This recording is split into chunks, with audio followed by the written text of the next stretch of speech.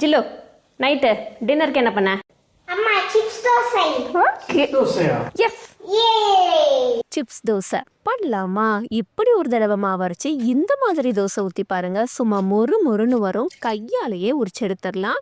முறுமுறுன்னு வர்றதுக்கு மாவு மட்டும் காரணம் கிடையாது. இந்த தண்டவாளக்கல் தோசை தவாவும் தான் 6mm திக்னஸ்ல பியூர் அயன் ஷீட்ல பண்றதுனால ஹீட் ரிட்டென்ஷன் ரெஸ்டாரண்ட்ல இருக்கிற மாதிரியே இருக்கும். எப்போ தோசை ஊத்தினாலும் சூப்பர் கிறிஸ்பியா தான் வரும். நான் இதை Rosh cookware India's number 1 traditional cookware கம்பெனில இருந்து வாங்கியிருந்தேன். ஆல்ரெடி ப்ரீ சீசனிங் பண்ணியிருக்கிறதுனால ஜஸ்ட் ஒரு தடவை சோப் போட்டு வாஷ் பண்ணிட்டு வெங்காயத்தை எண்ணெயில ப்ரௌன் ஆகுற வரைக்கும் வதக்கி விட்டா போதும். எக்ஸஸ் ஆயில ரிமூவ் பண்ணி டைரக்டா தோசை ஊத்திடலாம்.